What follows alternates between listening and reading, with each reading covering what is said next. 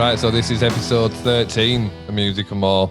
We're really starting to rack these up now, aren't we, Pete? You know, oh yeah, we're getting the numbers along. So anyway, quite excited about tonight because I don't know. I think it kind of represents a little bit of a shift for us because it's going to be the first time that we've got a guest on that's not directly sort of part of the music, really. Do you know what I mean? Whether it's been managers, band members, people who were close to us, you know, like Organize and things, and my brother.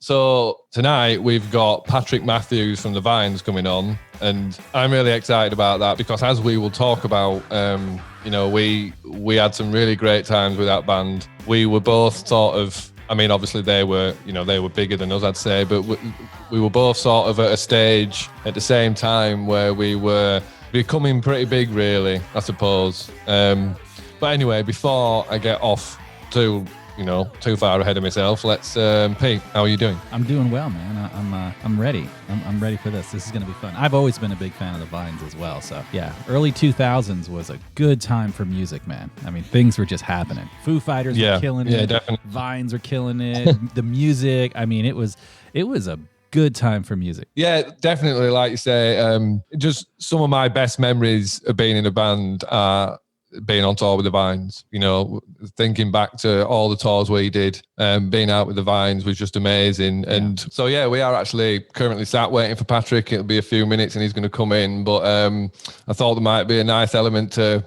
you know, capturing us speaking for the first time since we last saw each other, which I have no idea how long it was ago now. I mean, must have been 2000. Well, I couldn't even guess. It feels, I don't know, maybe 15 years or more, but either way, it's been a long time. But as I say, we got quite close with these lads because we went out on quite a few different tours with them in different parts of the world. Yeah.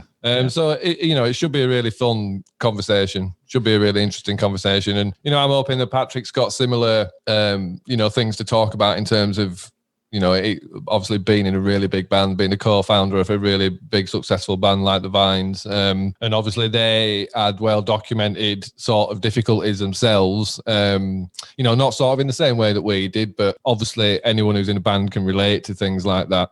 So yeah, I think we're going to have a really interesting conversation. What do you think, Pete? Yeah, I'm looking forward to it. This is going to be great. So you guys haven't spoken a lot since when you guys toured? No, literally. No, I mean, I've until recently, I've been off grid, so to speak. Do you know what I mean? In terms of, I've had no social media profile, no profile anywhere really. So I've not really been in a position to be in contact with people like this. But it's since obviously all this sort of resurgence and me reconnecting with all these memories. Obviously remembering back and how much of a great time we had. I just thought it would be really nice to have Patrick on the podcast, really. And like I say, I think it's a little bit different for us, isn't it? Because it's not someone, that was directly involved in the music. So I think it's a nice little step for the podcast in general, to be fair. Yeah, for sure. It's almost as if the podcast is highly evolved, Oh, I wish Patrick could have been in to hear that.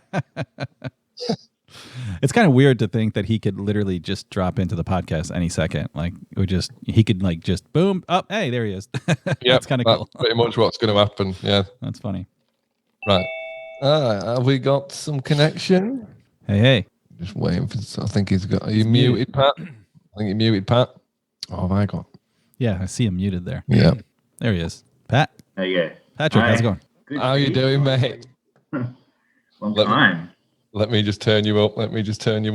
Yeah. How the fuck is it going? Well, it's quite nice here in Australia, isn't it? Well, very summer and no COVID. Yeah. That's two beautiful things. Well, I mean, I think we've got it worst on that front. Do you know what I mean? The COVID front, and it's totally opposite to you because it's absolutely snowing like shit here now. So do you still live in Kippax? I do still live in Kippax, mate. Yeah, right. Yeah, right up north, right? Up north, man. Yeah, same. Like literally where I was born. I could probably throw a tennis ball to my parents' house. Do you know what I mean? Right. Yeah. Same place, man. It's not far at all. So, what do you think, Pete? Do you think I should do another little sort of intro? Yeah, I think we should. We should do another, and let's do another sort of little intro. Sure. Let me follow. And then maybe you can eventually introduce me to our guest as well. But oh fucking hell, let's get that.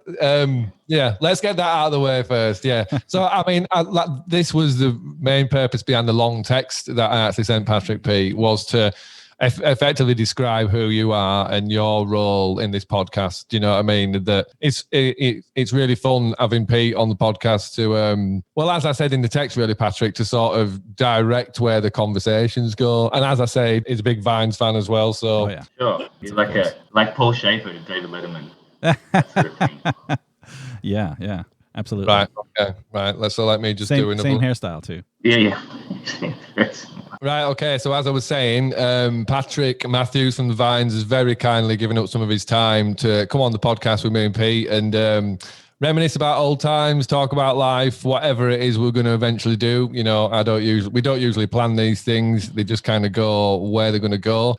So as Pete's already introduced himself on this episode, and as I have actually introduced Pete to Patrick, just to let everyone know I'm not being rude, but I just thought we'd get straight into it. So first of all, I just want to say directly, thank you very much for giving up your time, Patrick. I really appreciate it. And it's great to talk to you, man, after like God knows how long. Yes. Well, hopefully it won't be too arduous. I'll tell you how long. You remember the last time I would have seen or spoken to you was when you guys were playing in Sydney at Sydney Uni. Remember that?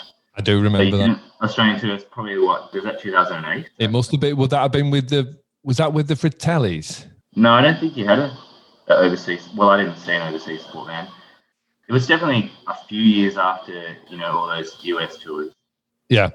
Yeah, you can't remember either when it was. No, I remember, man. My memory's pretty good, to be fair. I mean, it is a long time. It's a long time, and obviously, as is well documented on these podcasts and other things that I've been doing, a lot's happened to me in all that time, and obviously, I'm presuming the same for you. But I mean, like I said, when I reached out to you, we had such a great time with you guys. So it's literally my best memories of being in a band. Pretty much everything we did with you guys, you know what I mean? Because I'm sure it was, correct me if I'm wrong from your memory, but it was 2 US tours, wasn't it? Yeah, and they were both about 6 weeks long. That's right. That's right. They were pretty good though. Yeah. Oh, mate, I'm pretty good. Fucking hell, man. I mean, like I say, just literally hearing your voice now, it's all coming back to me.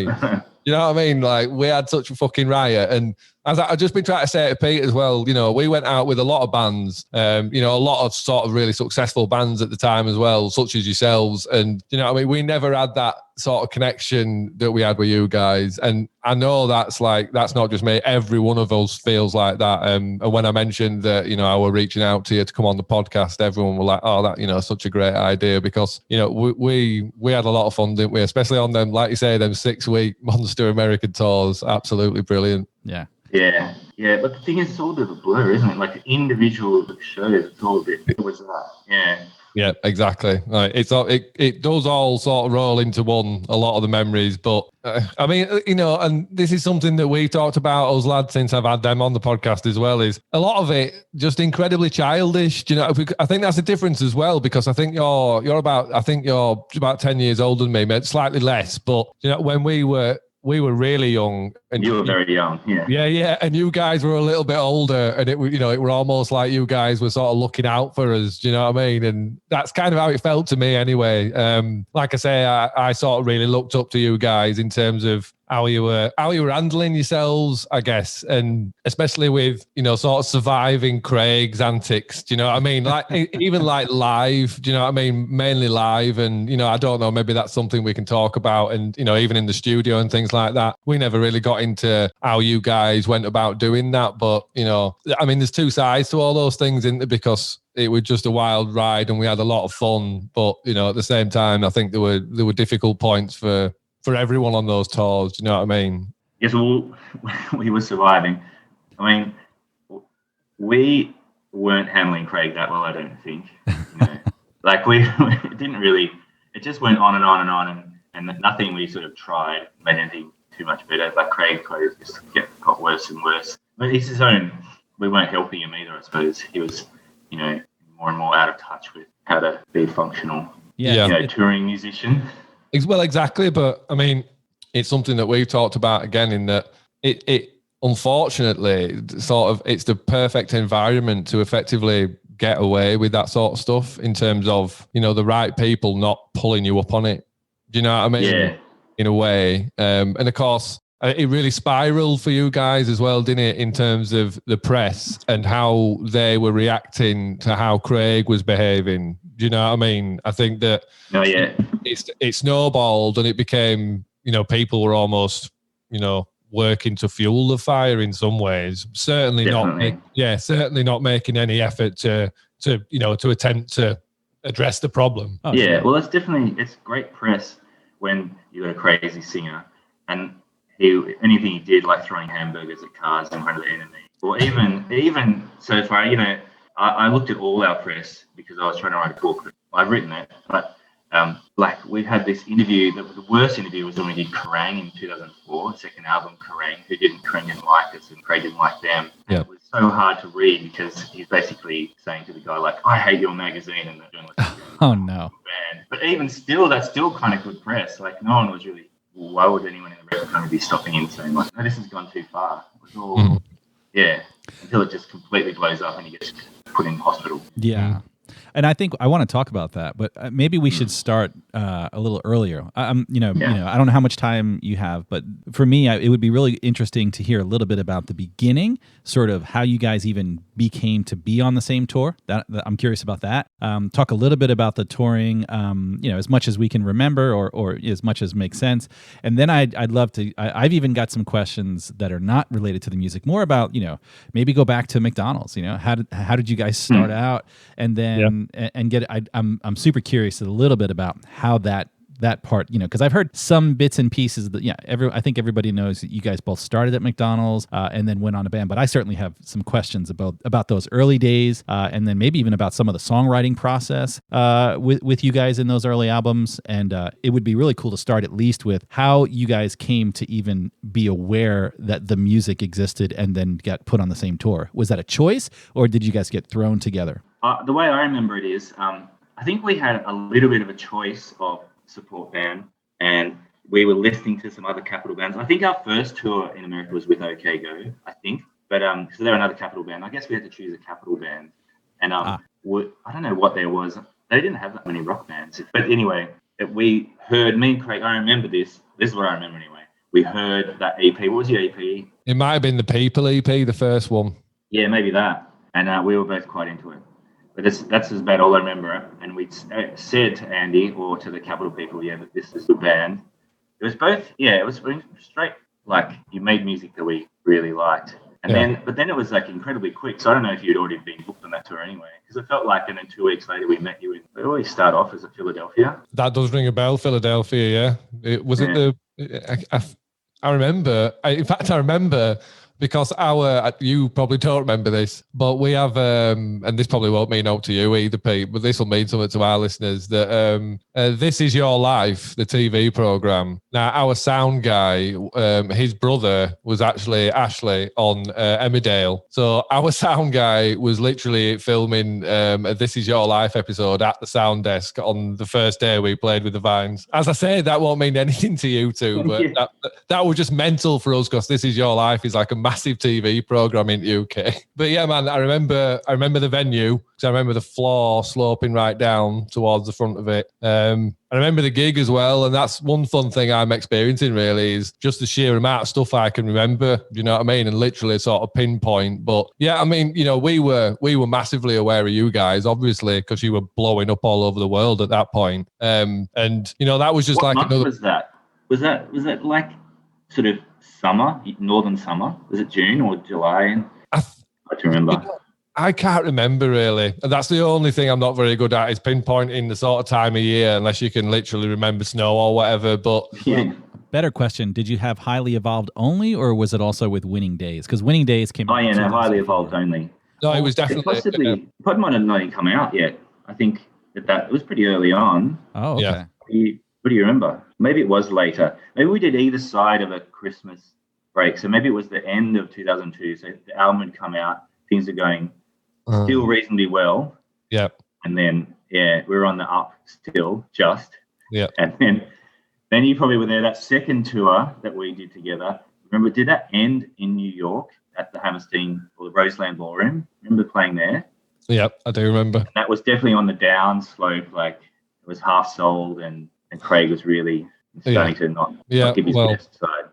Mm-hmm. Well, I could say, I mean, it's funny because I think our careers, had a similar trajectory really, in that we were like yourselves, probably not quite to the same extent, and especially not in America, but for a time we were like really hot stuff. Do you know what I mean? And then you go from playing these sold out shows that keep getting bigger and bigger and bigger, and then it's quite mentally challenging. It is. It's difficult, really, especially when ego plays so much of a role in being what you are on stage. It becomes difficult then to go out on stage and look at venues that are half sold. Do you know what I mean? Or even like less than half sold. Do you know what I mean? I think that has such. When was that for you guys? Well, when was that for the music? For that, I think.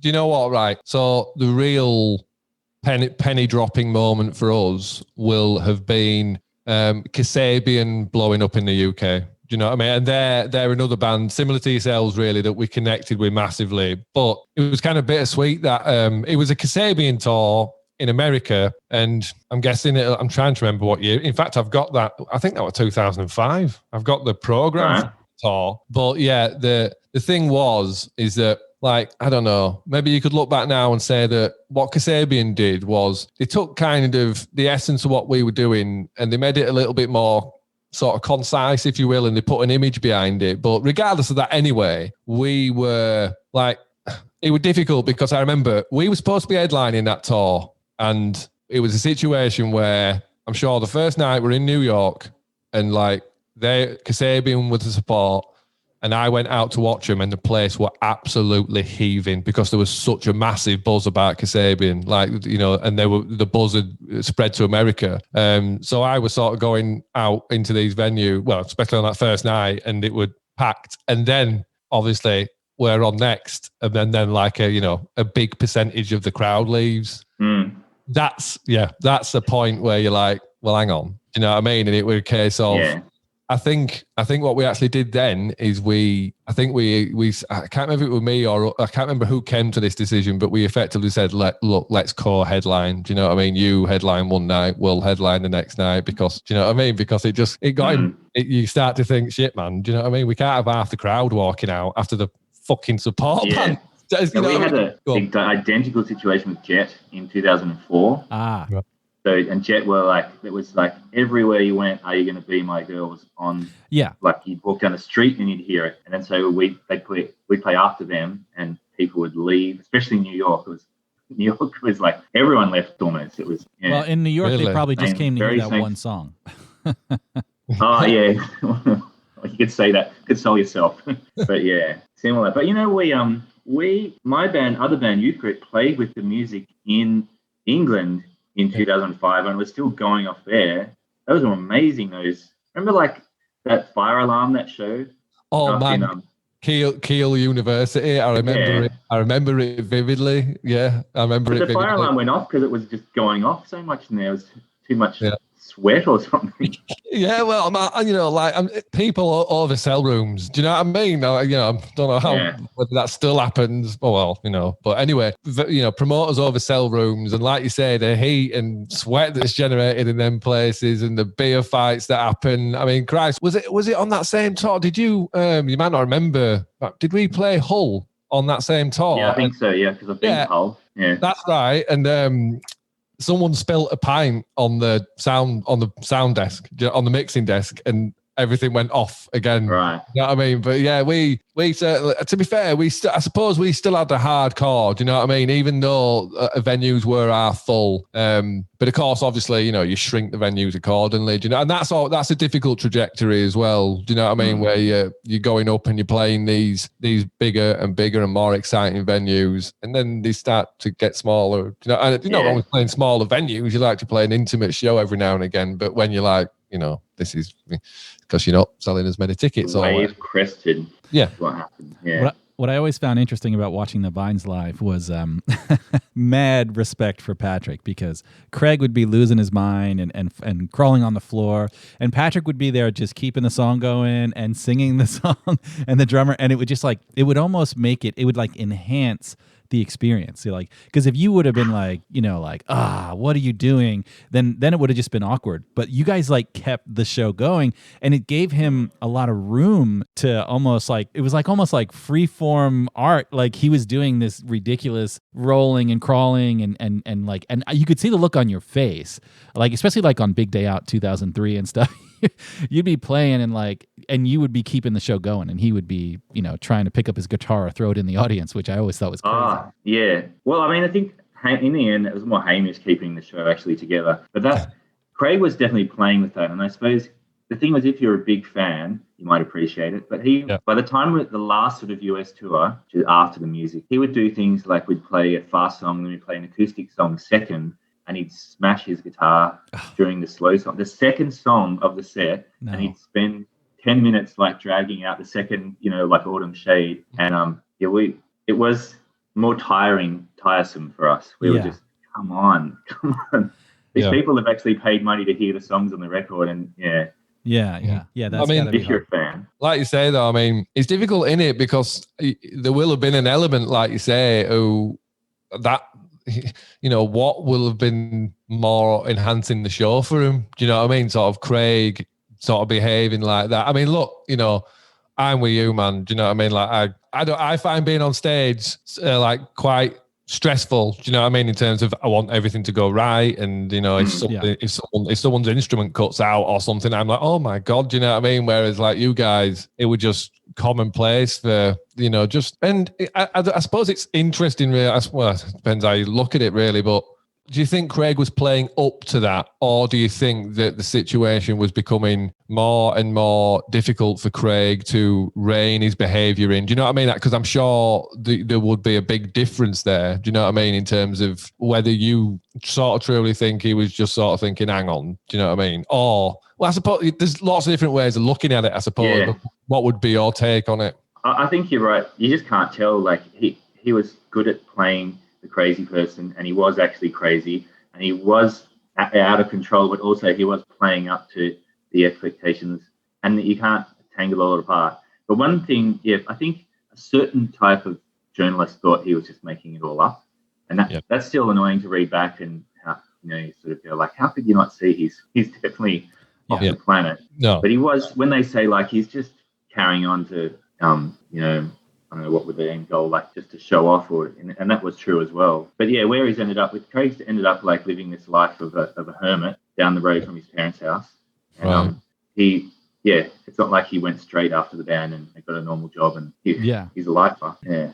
So you guys tour with the music in very different bands, right? Because like the music, while their live performance is arguably sometimes better than what's in the studio. Like they are like, these musicians, they put on a show like that is something to see live. And of course, their produced stuff is really well. Whereas the Vines, with the harmonies that Craig does in the studio, it must be the pressure to try to put on a show, because the Vines have this amazing sound, right? The harmony of Craig doing himself multiple times, and just the way the music sounds, it must be difficult to do that live, because it's and so I don't even think you guys tried. I could be wrong, but it just seems like it was a different, whereas the music, it was like what you heard on the radio was what you were seeing live. And so was there any pressure because I've heard on interviews where Craig would be like, oh no, when we're live, we're just having fun. But was that ever a discussion that it's not as easy to do that, what you produced live?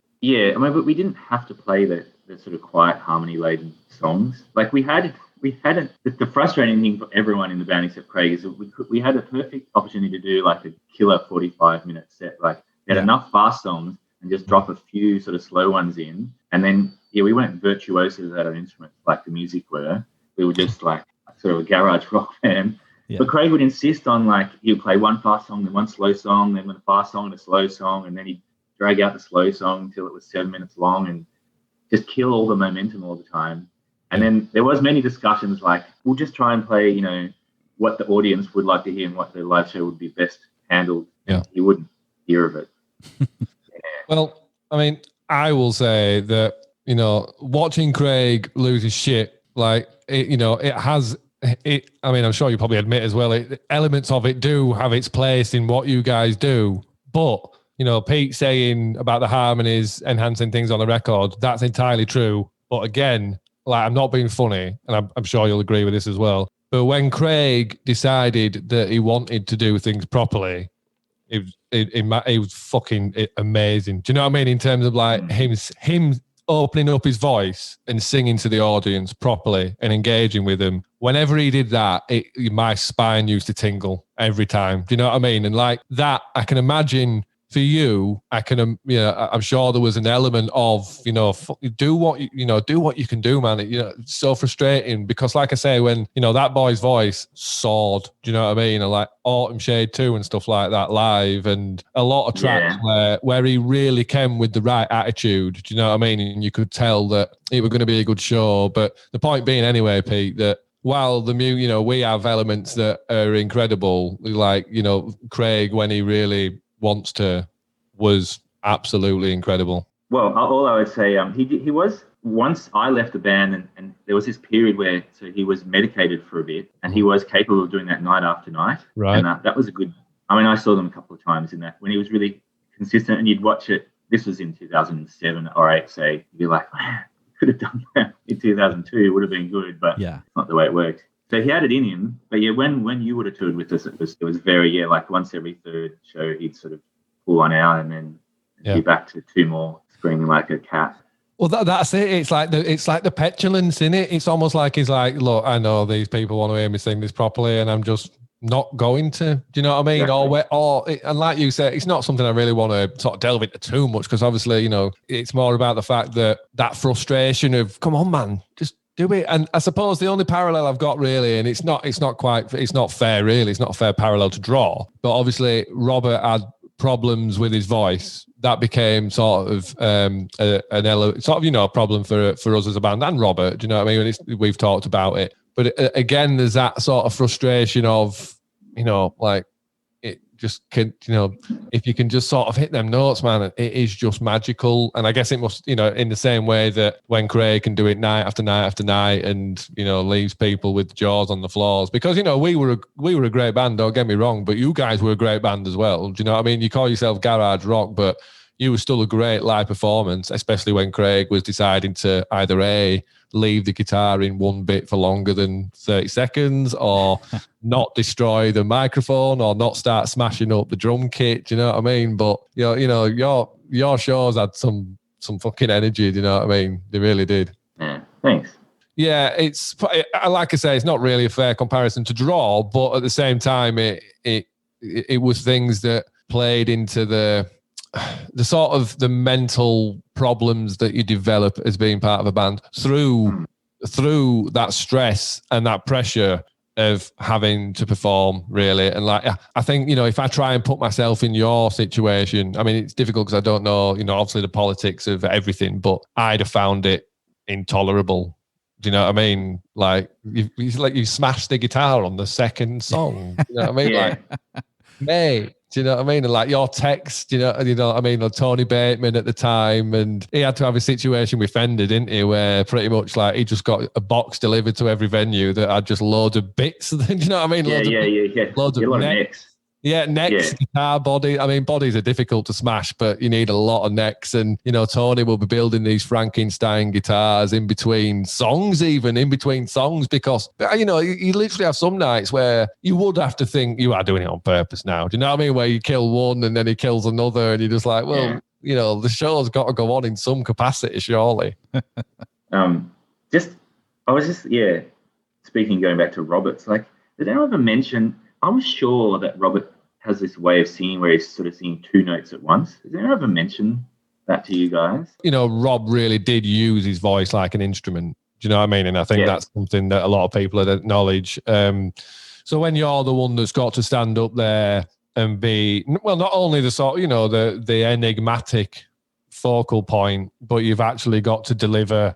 Do you know what I mean? Like, screaming vocals. Do you know what I mean? Like some track, and we always used to do that, you know, like Come What May and tracks like that we'd just write, and you'd instantly think that he's going to be able to sing that once and that's it. Do you know what I mean? It's like, oh man, he were always doing that, like writing vocal, like Drugs on last album as well. Like you get a take and you're just like, whoa, that's a one-time only thing. That, do you know what I mean? And that Solo. became, solo, exactly, mate. But you know, for me anyway, a lot of the connectivity in our music, as much as anything, is when Rob, you know, really sings. Do you know what I mean? So it became frustrating for everyone, you know, especially Rob, obviously, when he felt he couldn't deliver properly. And I'm sure I'm sure there were elements of it that were psychological due to the mounting pressure. And it was actually, because we've had Rob on, and it was really interesting talking to him about that actually, you know, at quite an open level. But yeah, it was a pressure that he felt to perform that began to be, you know, too much for him to do over and over again. And that's difficult, but there's, you know, like he uses his voice in a very different way now. That's something he'll, you know, again, talk quite openly about, the fact that he does use his voice in a very different way. But Patrick, did you say that Rob used his voice like two notes at the same time? Was that the question? I swear that some songs, when he sings up high, that you can hear two separate notes. Oh, that's like he's doing throat singing. But in a way, I mean, he's got a completely unique way of singing. Yeah. And honestly, I sort of talked to him once when I first met you guys. I was saying like, oh yeah, so you've got like a high harmony in that song. And he's like, no, it's just me, just one track. And that's when I thought, yeah, that's when I first, and I've always thought like, and I listened to you guys this morning, I was like, he can sing two notes at once on those high notes. Yeah, because you got like this Twitter version of, what's like the one that starts off with a disco beat. Hey, Monday morning. Yeah. Whatever that song. Yeah, he's The People. He's singing two notes. Yeah. Well, I know what you mean. I know what you mean. His voice, like at certain ranges, I guess it's like a doubling effect almost, like you're saying. Yeah. But man, that kid's got a big, like, you know, especially like at the time and again, this is a point that highlights it really. When we were together, we were both bands, I'd say, were at our peak. Do you know what I mean? And if we were together 2002, it was the first big day out as well. We had an absolute blast with you guys, wasn't it? Was it the first one or the second? 2003, I think, big day out. We had an absolute blast for you guys. And that's where that picture will be, from that hot tub that I had on Twitter. That was at Perth. Yeah. I mean, oh God, it mad memories for me, and especially Australia. I mean, don't get me wrong, like the American tours we did were brilliant, but I don't know, it's that first big day out for me, 2003, you know, arguably I think because that's like 3 weeks as well or something in it, like the best time of my life. Do you know what I mean? It was absolutely amazing, because it is an incredible country to be in, Australia. Do you know what I mean? And to tour.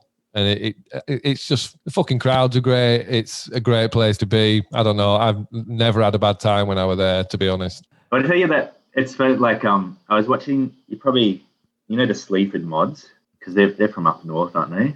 I don't know. I don't think mate, I'm not the one to ask. From Nottingham, right? And all right. I'm not the one to ask about new bands, man. I don't know shit. Right. But it's more, they're newish. I guess they're still going. They are a documentary from about 2015, say. It's pretty recent. And everyone in the audience is like saying, oh, Northern Britain, it's so dull. Like, why'd you ever? Like, because they're so habituated to like how uninteresting it is. But when Australians go to Northern Britain, it's like, it is completely like another world. Yeah. And especially like the nightlife there, it's like, it's really interesting. And so nowhere is boring. Like, everywhere is very different. And Northern Britain is something else. Like when you go out in that town, Leeds, it's got a little mini harbour bridge in Northern Britain. Oh, mini harbour bridge in Northern Britain. Oh, are you thinking about? Will that be? Are you thinking of Hull? Yorkshire, I think, somewhere where you live. Yeah, I mean, you might be thinking of Hull. Hull's got a big old bridge. Yeah. Humber Bridge. Yeah, the Humber Bridge. You'd probably be thinking of there. There'll be loads of people thinking, bloody hell, Adam, do you not know your own geography? Yeah, we were there in March, and everyone dresses like they're in summer in Australia to go out. Yeah, that side of Northern Britain, everyone's got no clothes on. It's like, mate, people dress like amazing. Oh. Well, you want to talk about stuff like that, man? Yeah, people over here don't recognise the temperature. You know, if it's freezing, they go out wearing nothing. But I mean, that was something that I remember. Was it? I can't remember which time it was we were in Oz, but one of the festivals we went to, it was summer. Well, it had been Big Day Out, and like, you know, you talk about people wearing no clothes. Bloody hell, you went out in crowd there. It was distracting, to say the least. Absolutely distracting, to say the least. So I think you guys won that race, to be fair. In my experience, anyway. You don't go to Glastonbury and see much of that. You see a bit of it, but my God, yeah, man. So yes, I guess that's what the Big Day Out doesn't go anymore. But I think it started off one way and it ended sort of with just a competition to see who could wear the least clothes and paint the most Australian flags on their faces. And now it doesn't exist. How long has it not existed then?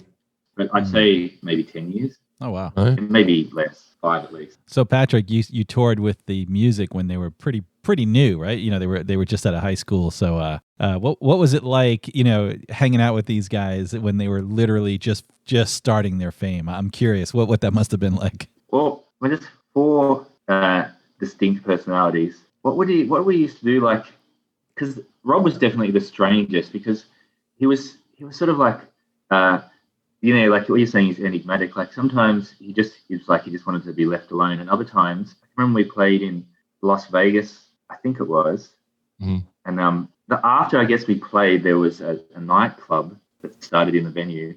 Rob spent about 2 hours on the stage with the go-go dancers doing dancing, like doing his disco dance. I was like, it was a strange, you know, like, look at me, don't look at me type character, wasn't he? But then, like the other guys were very more, you know, I think that sometimes it was a bit, maybe not you, Adam, but like Stu was a bit more like, just want to be back home, just want to be having a bacon sarnie back in Kipax.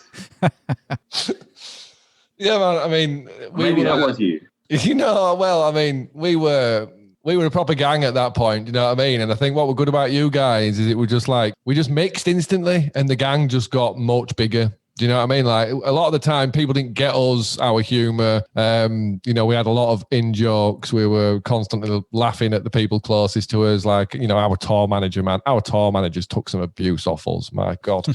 The management took abuse off us. You know, we were a good laugh, I'd say. And I think you're right about Rob. And interestingly enough, actually, Rob very recently echoed what you were just saying about the sort of conflict of the look at me, don't look at me thing. Yeah. You know what I mean? That's something that Rob actually spoke about. So yeah, I think that's an interesting thing for you to pick up on, really.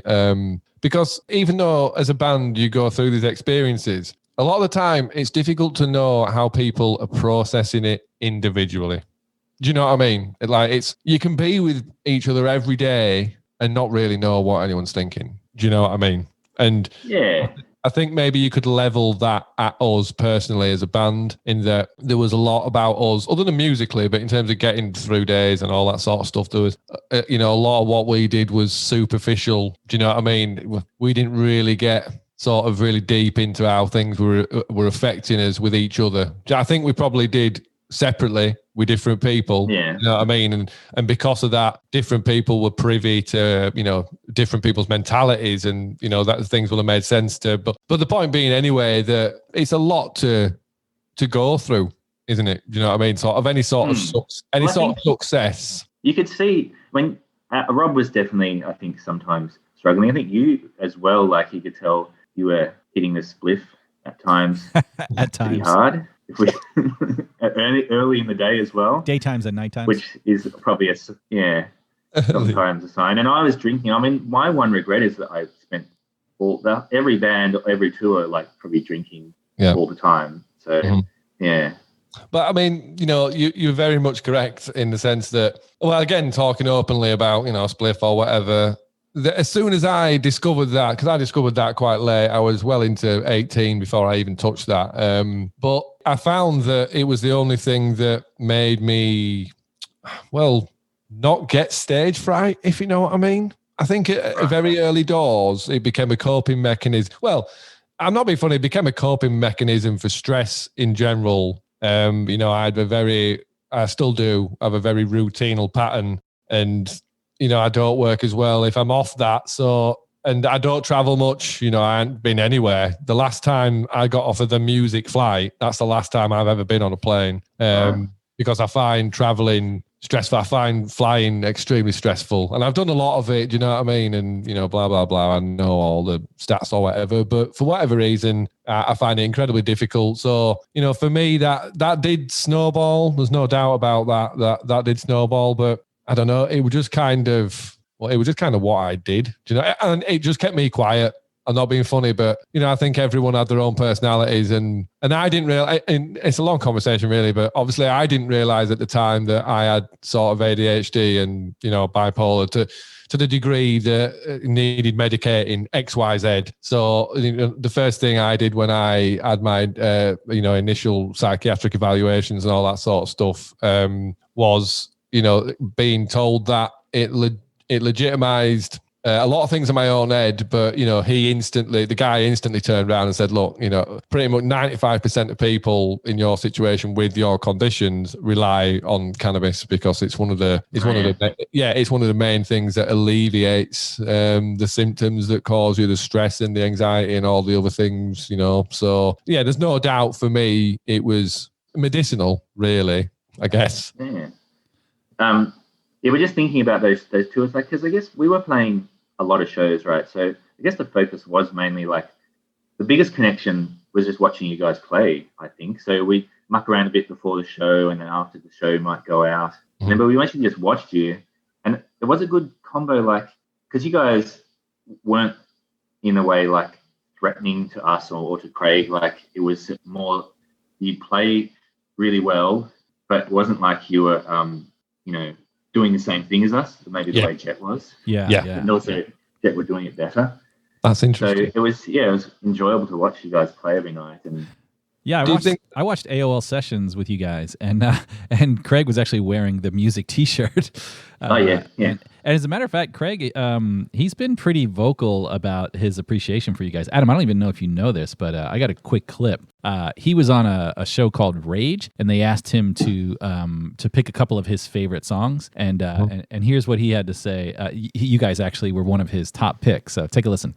Hi, this is Craig from the Vines. You're watching Rage, so eat some rads, smoke some grass, shoot some fucking smack, do whatever you gotta do, and enjoy the show. This next song is by a band called The Music, and the song is called Take the Long Road and Walk It, which I think is really good advice, and I try to follow it.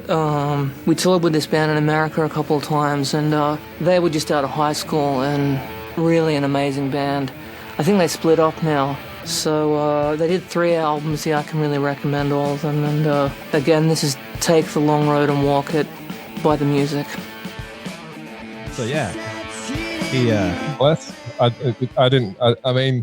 I knew that all you guys were into us. Do you know what I mean? And it was entirely mutual. But I don't know, man. It's something I've never really thought about, that in terms of what you were saying, in terms of like Craig didn't really find us threatening, or I think he found you inspiring, so it worked. Yeah.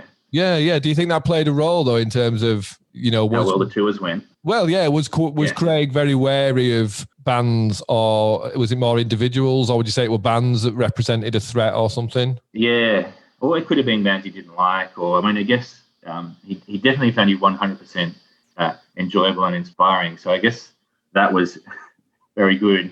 Yeah. For the tours. I guess that's why there was more than one tour, right? Yeah. Yeah, man. And again, obviously I'm not privy to your and Craig's relationship, the dynamics of that or whatever, but I just found him to be a really lovely lad. Do you know what I mean? I think, a lot of people have said to me, what was he like? And, my instant response is, look, all those guys are absolutely lovely. Do you know what I mean? And I can't speak with any context in terms of how, at times his behavioral problems would have affected the rest of you guys. But in terms of, every minute I spent with the lad, he was an absolute pleasure. Do you know what I mean? Really, a really charming lad. Really, really He's on charming. his best behavior for you guys.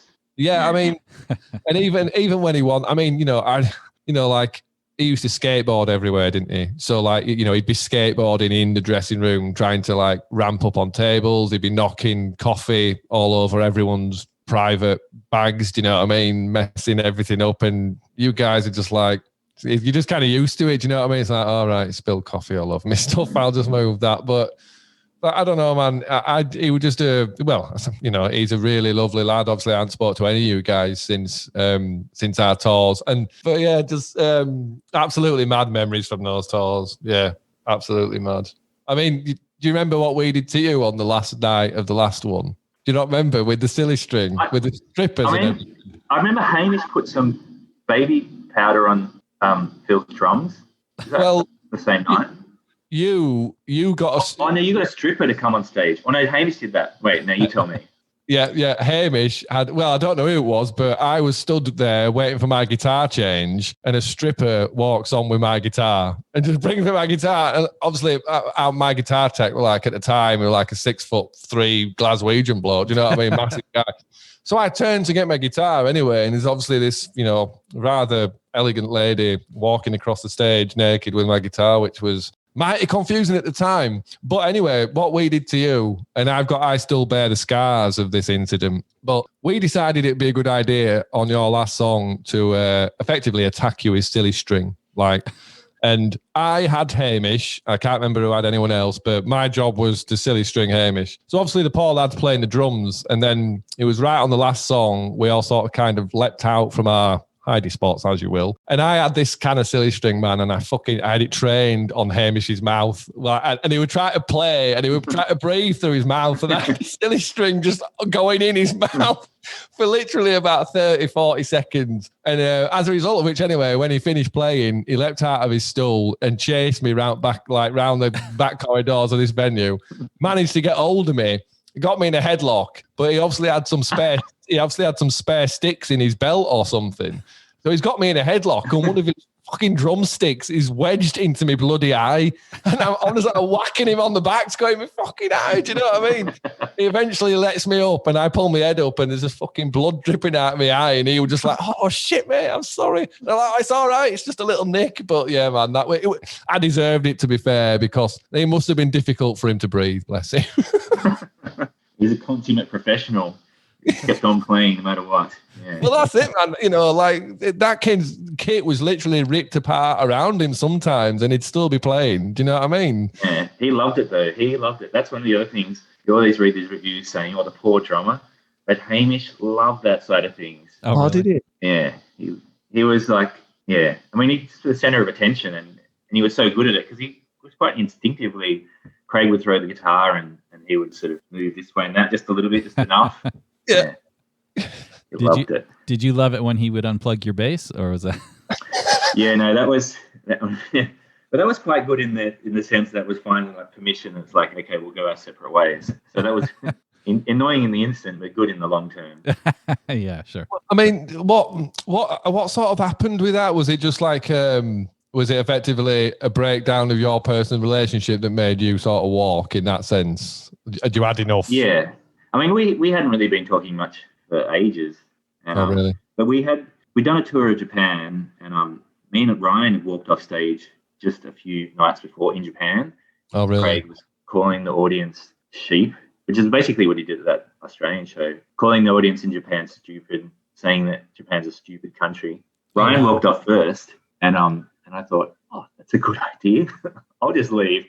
Because it was like, you go like, what can I do? Like, I think. Yeah, you don't want to support that. Yeah. Yeah, doing it again. And it's like. I heard he was so yelling, when he did, you don't even understand what I'm saying, or something to that effect. Right? Yes, yeah. And then so when he did it in Australia, like he kicked a photographer in the head.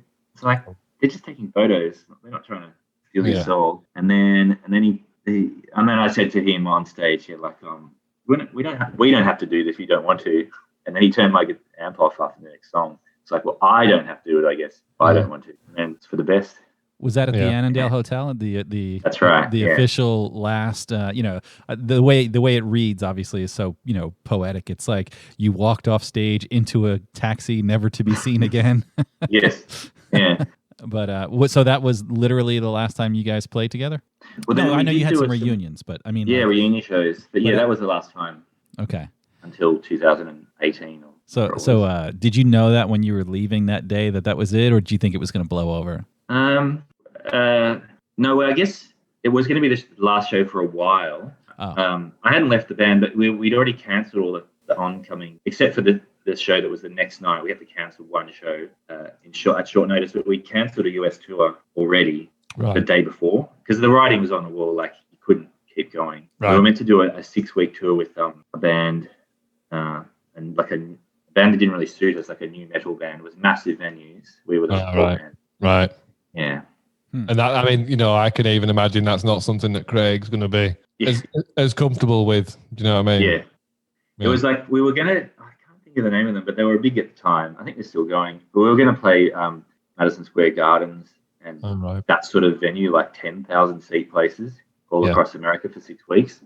And it wouldn't have, you could tell it was not going to go well. See, for me, it's weird that, you know, like I would imagine seeing you guys in that type of arena because back then in the States, that's all they played on the radio was the Vines. I mean, you guys were huge, you know. And yeah, but the biggest US tour was that second music tour, and it was in LA. We played. What was it called? It was 2000, and it was getting to be. It wasn't selling out, was it?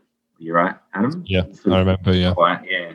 The Roseland in America was an amazing venue in the middle of New York, and it kind of was sold out. There was 2,000 plus people there.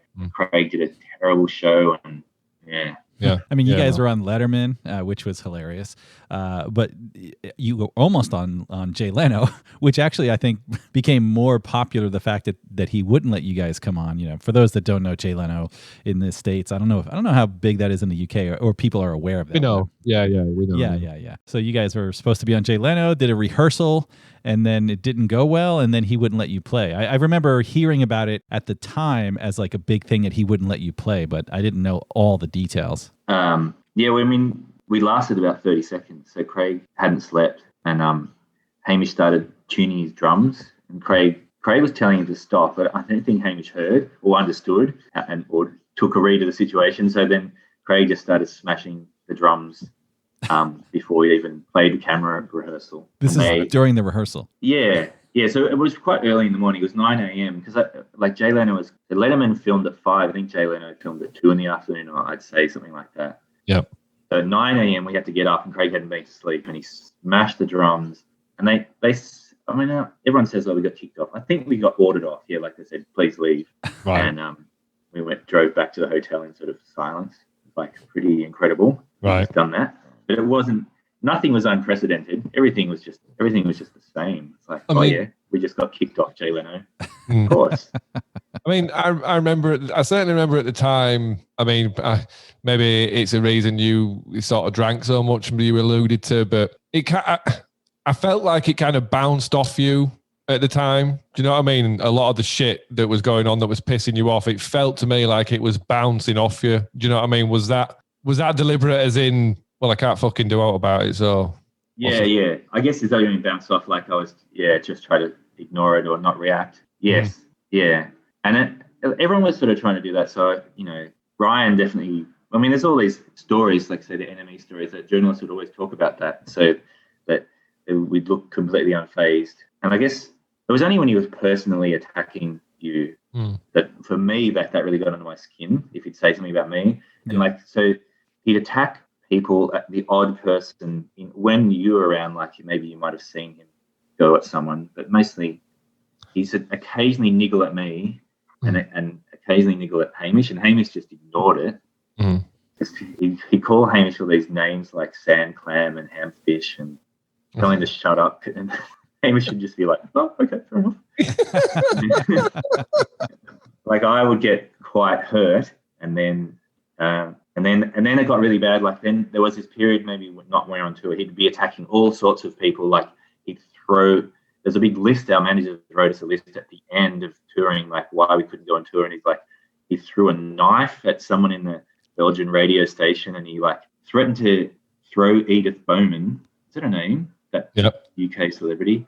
Threatened to throw her off a roof in Islington. He grabbed her. And then at the same day, like he also grabbed this girl, like a girlfriend of the support band, and put her up against a wall same day. And that was sort of part of why we had to stop, because he'd taken it out of the safety of the threatening people in the band, and he was just threatening random Yeah. I mean, I'm laughing really, but I suppose ultimately it's not funny. But I mean, like you alluded to again, I think because he was so warm to us, obviously, I don't think any of us saw any of that behavior towards us. I mean, I used to sit and have a smoke with him in his hotel room quite a lot. And I think at the time as well, Marky, tour manager, I think he was quite accepting of that. Do you know what I mean? Because I think obviously, I think the way I read it was, me being around tended to calm Craig down. So Mark could be very much like, yeah, man, you go.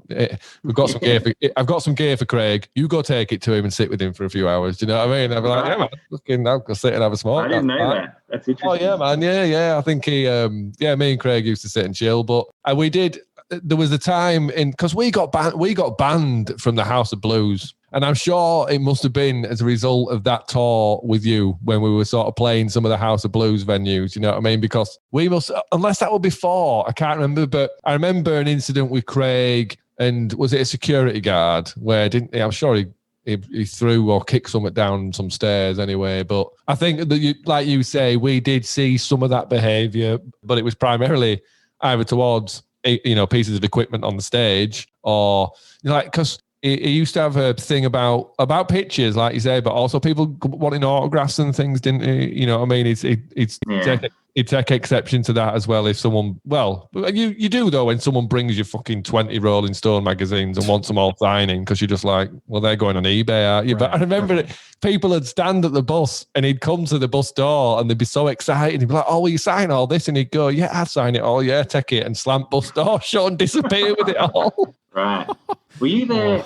Were you there that last when we played in someplace in Georgia, Atlanta, and we had a bus ride back to the hotel, which ended with like a bus crash, basically? Were you on that? You played with us I think you did play with that show in Atlanta. It was the end of the tour. You remember? It's ringing a bell. What happened? A bus crash. What happened? Go a bit further because it might ring. We didn't.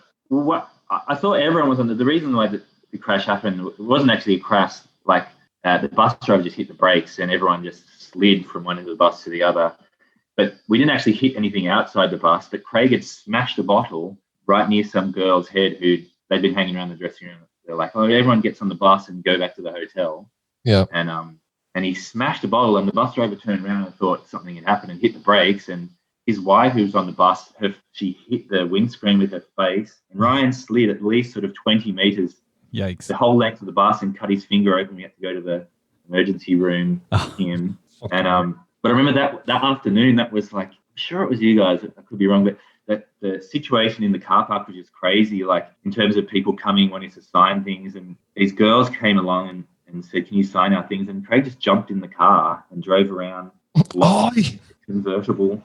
Yeah, it does ring a bell. That there were all sorts of mad stuff happening like that, but it were a constant party. Every one of them tours, it was literally a constant party. But you guys probably were a little bit more like, don't let anyone on the bus, were you? I'm not sure. It feels like our bus just lost complete shape and anyone should just get on the bus. And it was meant to be a home, but it became, it wasn't like a home. Exactly, and it's something I used to go on about a lot.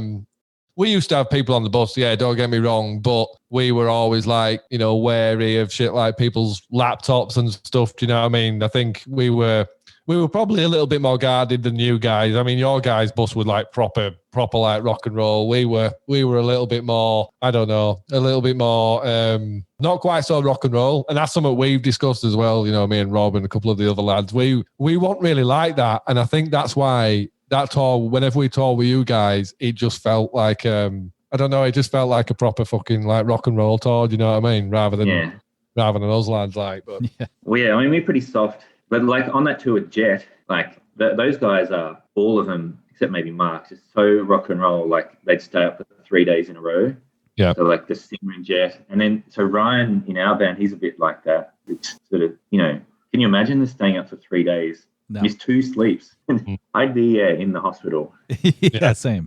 Yeah. So was that something, that you, like you said before, did you feel that with Jet, do you know what I mean? That sort of a threat? Did you feel, or did Craig anyway feel that level of threat from them? I think he wouldn't admit to himself. I think the problem was that he could see what was happening, like that venues were emptying out and people were mainly like 75% of the audience had bought the ticket to see Jet, but he wouldn't admit it. but it was affecting his mentality on Yeah, stage. yeah. Yeah, and so like it was a negative being on tour with Jet, but being on tour with you guys was always a positive. So, Yeah, man. Yeah. It was fucking brilliant. And like I said, especially that first Big Day Out 2003 that we did. The second one, were you guys on the second one of 2005? No, because it was. Unless I wasn't there. I don't think so. I don't think that was the case. I just remember. Maybe Youth Group was playing, and that's why. I think that's probably right. Yeah. That's probably right, man. Yeah, that sounds about right. But yeah, the first, well, as I keep saying, our first, there were Queens of the Stone Age, weren't there, on that 2003 one. You're always playing with Perry Farrell, right? Man. Jane's Addiction. That's right. Yeah, we were on a cycle just as they released their sort of comeback album. So we did stuff in America with them, Australia, and we did stuff in the UK with Jane's Addiction. Yeah, I mean, we were. I shit myself, I tell you, because Jane's Addiction, wherever they go, they have like a practice tent. Do you know what I mean? With all the gear set up, and someone said we were allowed in there. Do you know what I mean? But I'm not being funny. It don't matter how many times someone tells you you're allowed to pick up Dave Navarro's guitar. You're like, fucking no. I'm like, no, go on, man. Honestly, you won't mind. And I'm like, fucking hell. Do you know what I mean? Picking up fucking Dave Navarro's guitar and playing it, and then everyone else gets on their instruments and we're having a jam. And then they all walk in, don't they? Oh. Instantly, I'm like taking it off to give it back to him, and he's like, "No, man, it's all right. Keep playing, man. We're just going to sit and watch." And it. We're like, "Oh, fucking hell!" That was a moment for me where I'm just like, "This is madness." This, yeah. You know what I mean? It's like fucking Dave Navarro, just like, "Oh, it's all right. Keep playing my guitar, mate. You're fine." Big moment for me, that, to be fair. Yeah, for sure. So Patrick, I'm like I said earlier, I'm really curious about the early days, and I know there's I've heard that you guys worked at McDonald's, but and I know that the Vines consisted of multiple members, but I think everybody that talks about the Vines, early Vines, says Patrick and Craig, like you guys were the co-founders, if you will. So can you give me a little bit of a picture of how that happened in the beginning? I know you guys worked at McDonald's, but how does that transition to, hey, let's become massive rock stars? Yeah, it's a bit of luck, but we did meet at McDonald's, and Craig has an older brother who's my age, so I knew him first. And then Craig was this extremely quiet younger brother. Mm. And then I think we should just talk about Nirvana a lot. And then I had a school friend, Dave, who was the first drummer. He plays on the first album. Mm-hmm. And he was quite an important part of the Vines. He was just not mentally ready to go on a world tour. And it was obvious to everyone except Dave at the end. He really wanted to stay in. But he was one to sort of introduce us to all the 60s side of the Vines. So I guess it's fair enough if musically we were just a cross between sort of like the 60s Beatles and Kinks with the sort of grungy, maybe a bit of Britpop as well, like sort of 90s, mid-90s music. Mm. And Dave was the important link to and the Beach Boys as well. Yeah. I guess we stopped. There was not much to talk about more about Nirvana. We needed something else to talk about. We started talking about the Beatles and the White Album and all that sort of thing. And then we just started playing music in 1995.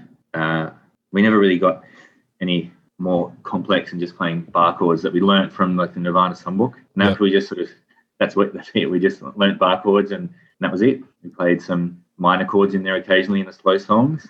Mm-hmm.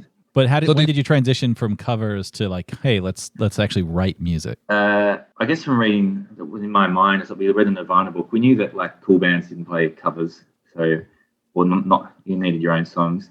So at the start, me and Craig used to write songs together, or I'd write a bit and then Craig would finish it for me. There was only a handful of songs at the beginning, right? But that's like what In the Jungle was, which was a song on Highly Evolved. So the earliest song, so I wrote the riff, none of the singing. And then Craig wrote one more riff and wrote singing over the bits that I'd written. And then I guess once I'd sort of instigated this sort of songwriting process, then Craig sort of moved on without me. So then it became like he'd bring a song to band practice. He'd sort of written all the bits. I mean, were you introducing him to music when you started talking about the Beatles and the White Album? Was that stuff he was listening to as that younger brother, or was that were people introducing him to that sort of stuff? Well, that was Dave. Yeah, so I guess Dave. I introduced maybe this sort of Pavement Beck thing that Dave wasn't really a fan of, but we're definitely when Craig first started, like when I first knew him, he only had about 10 CDs. And I'd say 8 of them were Nirvana CDs. Right. He did have a Kinks CD, Nice. Best of that was his dad's, and he had like some sort of like Mudhoney, sort of Nirvana approved music. Yeah, Nirvana approved. Yeah. It's interesting that because that's quite a parallel with Rob.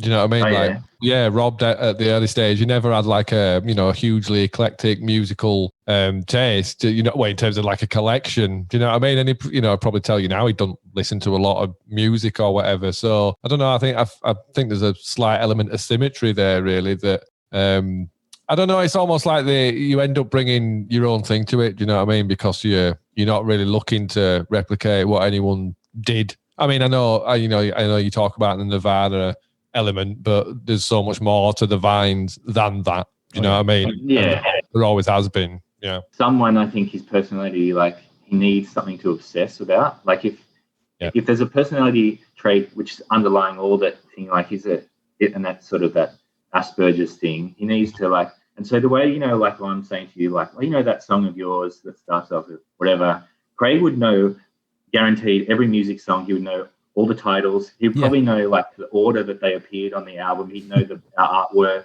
Really? Like he's sort of obsessed by that. So if he likes a band, he has to know what the titles are. Yeah. Know the track listing. Yeah. Yeah. And so like I'm much more sloppy. That's interesting. That's interesting, man. Like you say, I suppose it speaks about his personality, really, doesn't it? And how you can focus in on things, but obviously through that can bring problems in itself, can't it? Really? Yeah. Well, the other part he would be disgusted that I didn't know the name of that music song. He would. so disgusted. That's hilarious. Exactly. Yeah. Disrespectful. That's what you call it. So the early albums, and I must say this publicly, your second album, Winning Days, I've heard so many people, say that it got negative reviews. That blows my mind because honestly, Winning Days is on par, with Highly Evolved, in my opinion. I mean, there's just as many good songs on Winning Days, in my opinion. I was really surprised to hear that it didn't get as, popular reviews. I'm a bit down on it personally because I feel like it's good. The Craig songs are good, but we definitely chose the best songs because all those songs existed except for a few when we were choosing songs for album one. Right. So I feel like we chose the best. We did choose the best songs for album one. Yeah. And then maybe Craig's singing had improved a bit, and so this singing on album two is maybe slightly better, but the impactful songs are pretty much all reserved for album one. Yeah, for sure. I mean, the album one is insane, but album two, like I've never understood why people would. I never for a minute ever thought it was anything other than great. Like I've always thought it was really good. So, third album they did was, the third album that the Vines did was The Vision Valley. Had any of that been written before? Because I know that was all right. So none of that was written when you were okay. No, and I think so. Craig had got better. He had been in hospital, and then he was in a really good frame of mind doing. I think. Yep. Could be wrong because I wasn't there, and but then they tried to tour it, and then he went downhill again. I think that's the general gist of it. Right. Yeah, there was just such a camaraderie between the two of you, like, especially on that first album with stuff, when you guys would sing Out of the Way and you would like repeat things that he would say in the song. It just had such a swagger to it. Like that was just good stuff. Yeah, but Craig made up that call and response. That's his thing. Right. Yeah, man. Yeah. But when you guys would do it live, you would be the response. Right? Yes, I do it live, yeah. But Fair, like Fair's fair, like he wrote that part. But then it is based on the bass line that I wrote. So they all fed off each other. Yeah, man. For sure. Yeah. What do you think, Pete? Have we had enough of Patrick's time, do you think? Have you got anything else pressing you wanted to put to him before he looks after his brood? I mean, not pressing. My last question would be, like obviously fans of the Vines. I don't think anybody has this, vision that you guys would get back together because he's moved on. They have another band. I know you're doing stuff with Youth Group still, which is a fantastic band. But I'm more curious on a personal note. He's been aside, and I'm curious. You've got a book that you've written that hasn't gone out yet. I know that. I hope one day that gets out because personally, as a historian myself and someone who loves music, I would love to get my hands on that book. But I'm curious, like, do you talk at all? Because I know you guys left on such shaky terms, but it's been several years. Do you guys have a cordial conversation at any time now, or? No, I don't talk to him. And Brian maybe occasionally does. Hamish not really, but he's sort of very hermit-like. And I think it's because he does from talking to him when we did those reunion shows, he just finds too many parts of the world frustrating and upsetting. So he pretty much avoids everyone, as far as I know. Okay. Right. And so that's not healthy. No. But he gets by with his like minimal interaction with other people, and he watches a lot of movies, and I'm sure he listens to a lot of music still. Mm-hmm.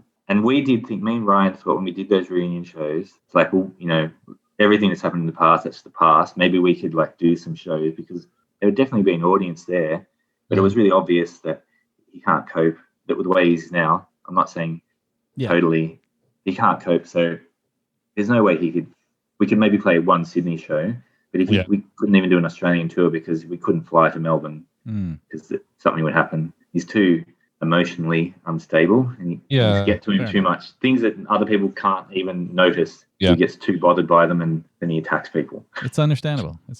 Yeah. Well, Patrick, listen, this has been great. I know we've taken a lot of your time, but I just want to say, you know, I know you know this already, but man, you were definitely part of something special. You know, you guys created some amazing stuff. You know, much respect to your musical talents and to all the good stuff that you guys put out there. So thanks for coming on today. As a fan of music in general, you know, as a big fan of the Vines, it's been a real pleasure talking to you. Yeah, well, thanks. It's been very good to remember it in that warm, fuzzy way. Yeah, man. Yeah, it's not normal. Yeah, to reminisce about the Vines in a warm and fuzzy way. It's good. Well, I mean, you know, and I suppose it's an interesting way of wrapping things up, because that look on your face where you were just like, it's not normal for me to remember the Vines in a warm, fuzzy way. I had exactly that same thing with the music for the last decade. That's exactly what I've had with the music, and you know, with not being able to remember it in a warm, fuzzy way. Do you know what I mean? Having, you know, well, it's all well documented. I've spoken about it, but you know, I found it very difficult to adjust. And I don't know. I couldn't even listen to music for 10 years or anything. So, I mean, I don't know. I just see an interesting symmetry there with you just having a bit of a smile on your face there, talking about some good old times, you know what I mean? I think it's good to see, and it's nice for me to see as well, because it shows me that I'm not the only one that's gone through something like this, you know, being part of something special and then for whatever reason it's fallen apart. But yeah, so ultimately, I, like Pete, want to echo Pete's sentiments and say thank you very much for coming on, mate. I really appreciate it. And it's great to see you. And I will say you look really fucking healthy. You know what I mean? You honestly, it might be the light. I might credit the light, but you don't fucking look a day older. No, mate, you don't look a day older than the last time I saw you. You probably look right. You probably look younger, to be honest, mate. So yeah, man, it's great to have had this conversation with you. It's great to be back in touch with you, and you know, look forward to, you know, keeping talking to you and not disappearing again for many minutes. Any chance your music going to tour Australia, or is that because you were doing shows, right? But that's COVID, right? That is a controversial question right there. Well, I mean, we are at the situation, Patrick, where the music, we are doing one reunion show. That is the plan right now. That is obviously probably, you know, I can't confirm, but it's probably going to end up getting postponed due to COVID. But the plan right now, as it stands, is we are just doing one reunion show. But I mean, you know, the chance to come back to Oz, as much as, you know, I hate flying and I can't do it, but I'll tell you what, I'll probably do that. I'll probably get on a plane to go to Australia. Well, listen, Patrick said he liked Northern England. So, Patrick, maybe you should go to Temple Newsam. Yeah, well, yeah, fucking hell, mate. If you can get to Temple Newsam, obviously there's an invite, Christ. Yeah. But it's a long way away, obviously. But yeah, man, thank you very much for coming on. Really appreciated it, mate. Thanks, Adam. Thanks, Pete.